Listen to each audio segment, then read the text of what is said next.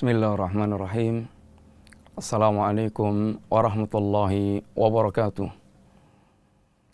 Innal hamdalillah wassalatu wassalamu ala Rasulillah wa ala alihi wa ashabihi wa mawalah wala haula wala quwata illa billah, amma ba'd. Para pemirsa yang dirahmati Allah Subhanahu wa taala, hari-hari ini kehidupan kita sedang diramaikan dengan hadirnya para caleg yang sedang berusaha untuk meraih sebuah kedudukan yang diimpikan. Maka sebagaimana hadis Nabi SAW, ad-dinu nasihah, agama adalah nasihat. Liman ya Rasulullah? Lillahi wali kitabihi wali rasulihi wali a'immatil muslimin wa a'ammatihim.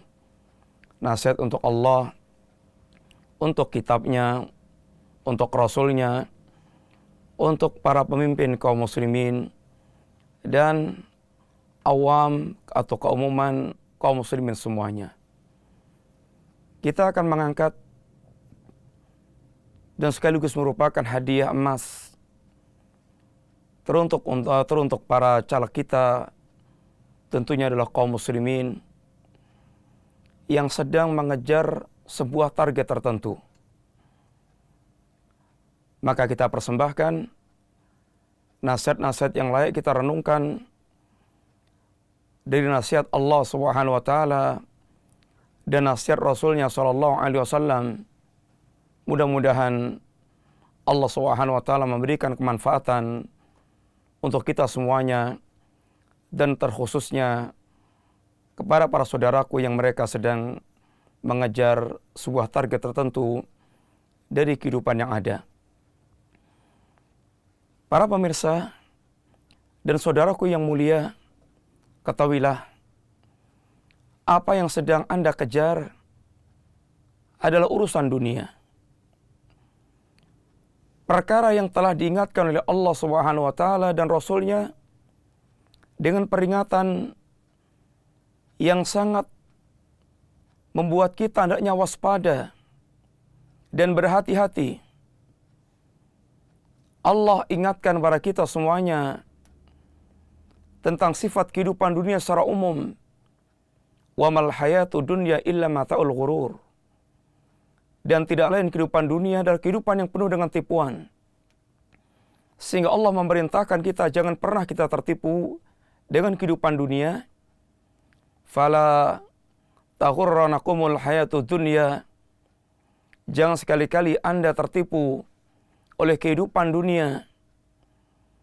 Karena sungguhnya dunia dalam penilaian Allah, di mata Allah, sungguh sangat hina dan sangat rendah.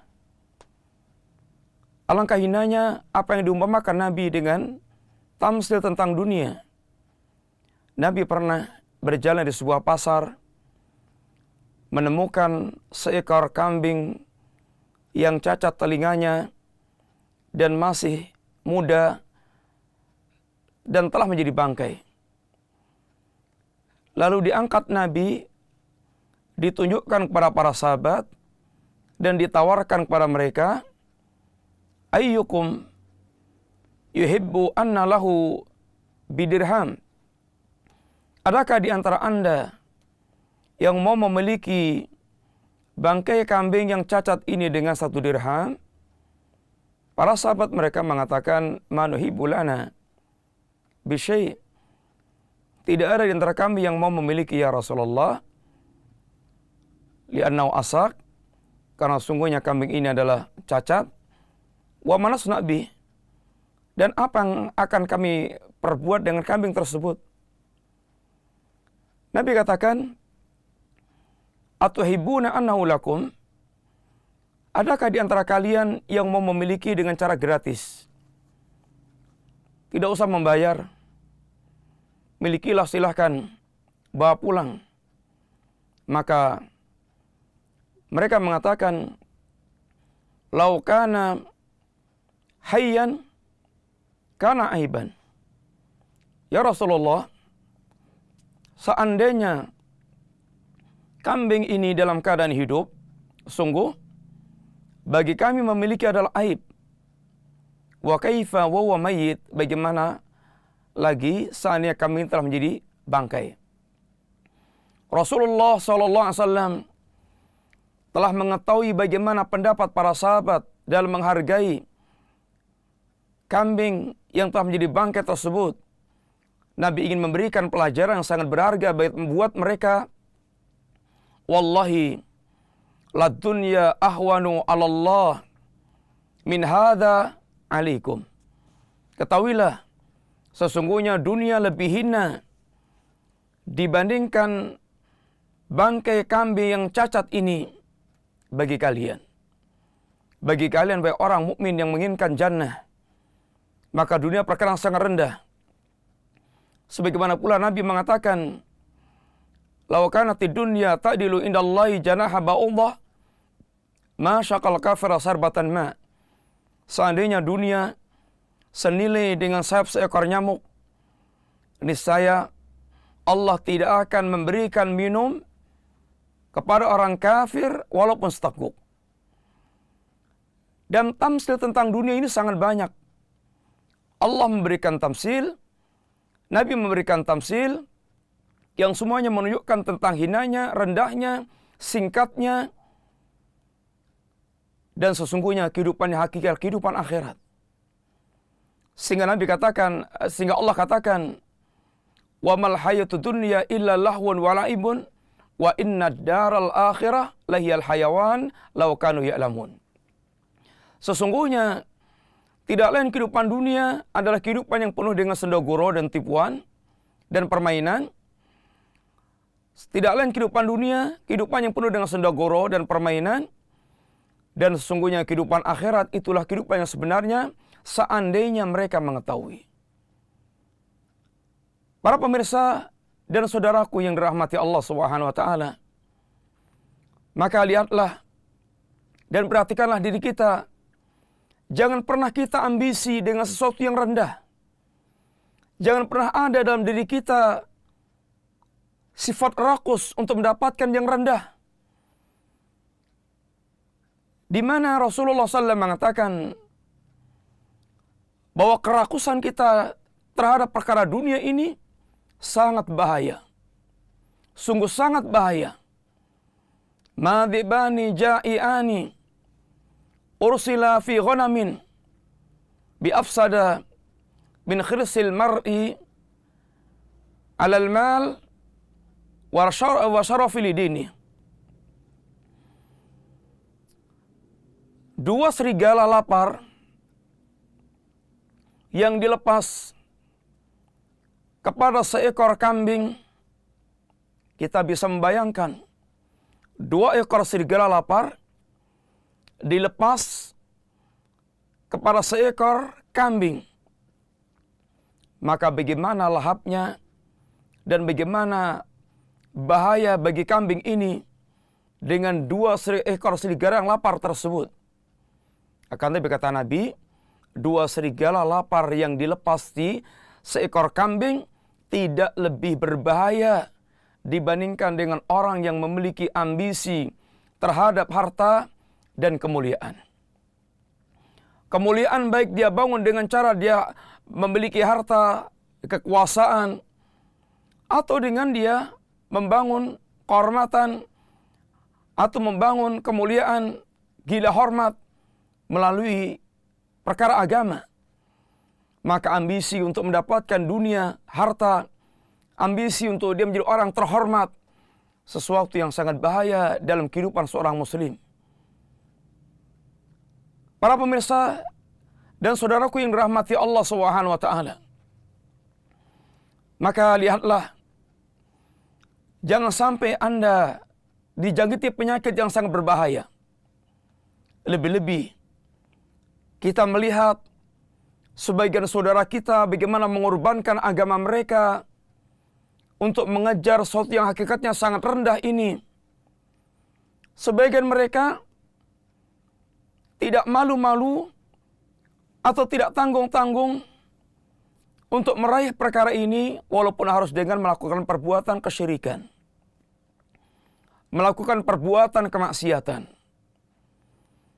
Di antara saudara kita, mereka datang ke kuburan, meminta kepada ahlul kubur, bahkan disertai dengan dia membawa sesajian untuk dipersembahkan kepada apa yang mereka maksudkan melalui para juru kunci kuburan. Seandainya kita seorang muslim dan meyakini tentang ajaran Islam, maka sungguh perkara demikian dalam catatan akidah sangat berat. Meminta kepada selain Allah dalam perkara yang merupakan hak Allah merupakan perbuatan asyirku billah. Tidakkah kita pernah mendengar doa Rasulullah SAW yang Nabi mengatakan, ad-du'a'u huwal ibadah. Doa merupakan ibadah. Dan apabila ibadah dipalingkan kepada selain Allah, maka jatuhlah dia dalam perbuatan syirkul akbar. Syirkun akbar. Perbuatan syirik yang besar, yang mengancam hancurnya semua amal kebaikan yang telah dia lakukan, yang mengancam kejahanam, yang mengancam Allah tidak akan mengampunkan dosa-dosa dia tersebut apabila sampai meninggalnya dia belum bertaubat kepada Allah Subhanahu wa taala.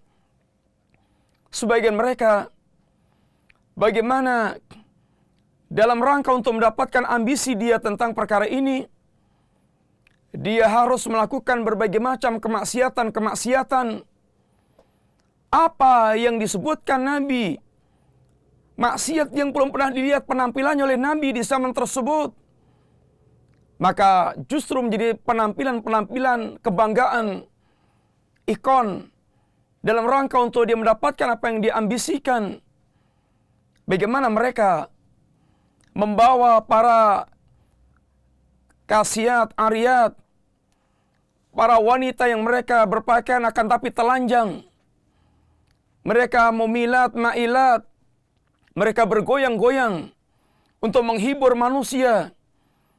Dan ini merupakan perkara sangat mungkar yang Rasulullah katakan, sinfan min ahlin nar lam arahuma. Ada dua kelompok dari kalangan ahlun nar, penduduk neraka, yang saya belum pernah melihat mereka ini. Siapa mereka ini? Satu di antaranya adalah nisaun kasiyatun, ariyatun, ma'ilatun, mumilat. Wanita-wanita mereka berpakaian akan tapi telanjang. Mereka berpakaian tipis. Mereka menampakkan aurat. Mereka berpakaian ketat. Mereka berlenggak-lenggok seakan mengundang syahwat, membangkitkan syahwat manusia. Maka ini kemungkaran sangat besar. Sehingga semua apa yang dilarang oleh agama dilanggar. Seandainya mereka bukan muslim, kita tidak ada urusan. Akan tapi seorang muslim memiliki hak untuk saling memberikan nasihat, untuk menyampaikan nasihat, dan selayaknya kita untuk saling ta'awun alal birri wa taqwa. Kaum muslimin yang rahmati Allah Subhanahu wa taala, alangkah layak kita merenung ketika sedang kita mengejar seperti ini. Masing-masing orang mereka menginginkan mendapatkan pengikut terbanyak dan simpatisan terbanyak. Tidakkah kita mengingat sebuah hadis Nabi yang waktu itu Muawiyah meminta kepada ibunda Aisyah radhiyallahu anha memberikan nasihat singkat.